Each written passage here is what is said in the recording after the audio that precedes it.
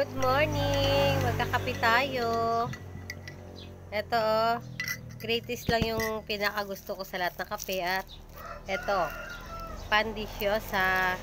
Masarap kasi siya guys, lalo pat ano ang tigas ng pandisyosa tapos ang init ng kape.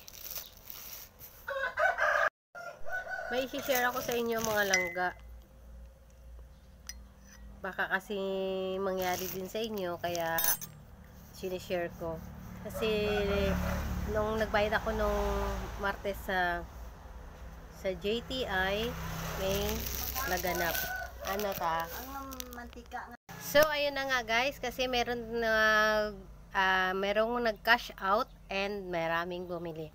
So ayun na nga mga langga, ang ibinayad ko sa kanya is 29,500 at ang sabi niya, kasi nung binigay ko yung pera, lagi naman kasi binibilang niya yung sarap ko eh.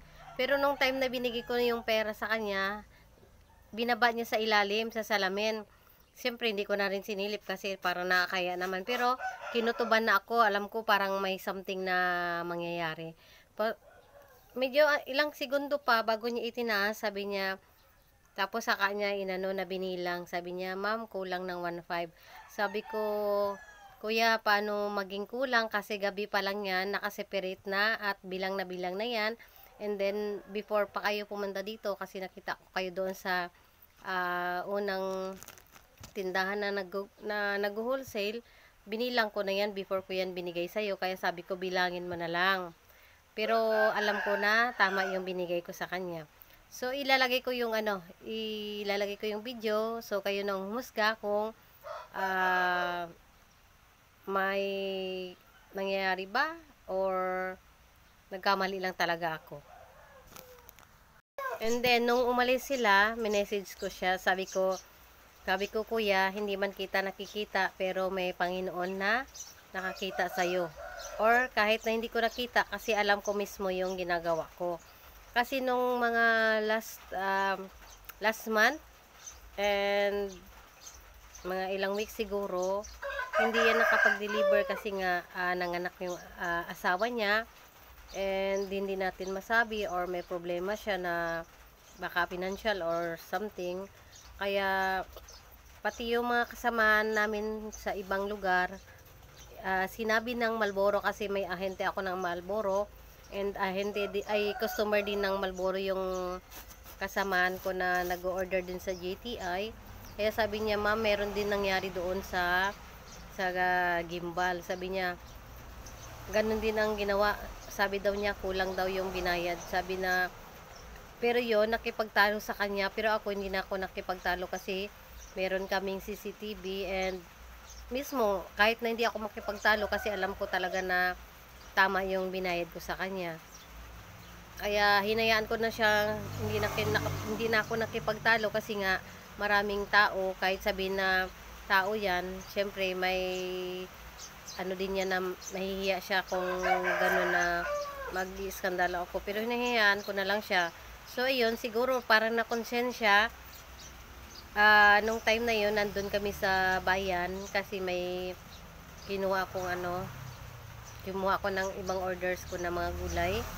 And then, tumawag siya na, ma'am, merong 1,000 ako na pasobra.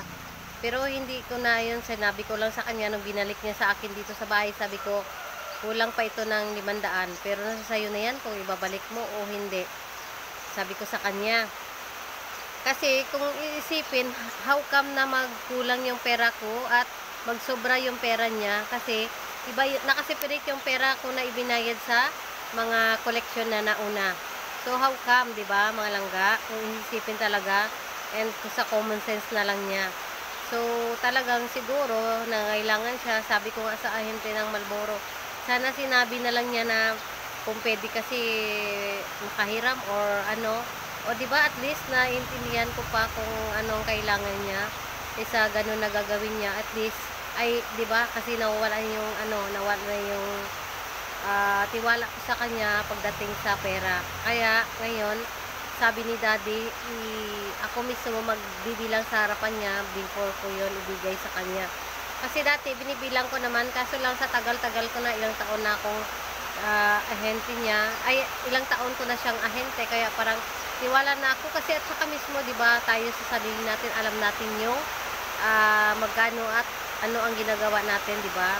So, nasa sa kanya na 'yun kung nanloloko siya, hindi naman 'yun sa akin, babalik sa kanya naman, 'di ba, mga langga. So, tingnan niyo na lang yung video para kayo na mismo ang makapag-isda. Hindi ko na sana ito i-vlog kaso parang habang natutulog ako parang sabi ko, ano kaya, what if na may ibang mga kasari natin, hindi man dito sa amin or sa ibang mga probinsya, sa Maynila or sa kung saan man tayo dito sa Pilipinas, at least kung meron na ganun na parang kakaiba sa kilos nila, at least meron na kayong idea kumbaga. Kaya paki-check nyo na lang and then paki-comment kung talagang ako ba nagkamali or siya. So, ayun lang yung chika natin mga langga. In-update ko lang kayo kasi parang hindi talaga ako mapakali kaya shinare ko sa inyo. God bless everyone and keep safe. Maulan dito sa amin.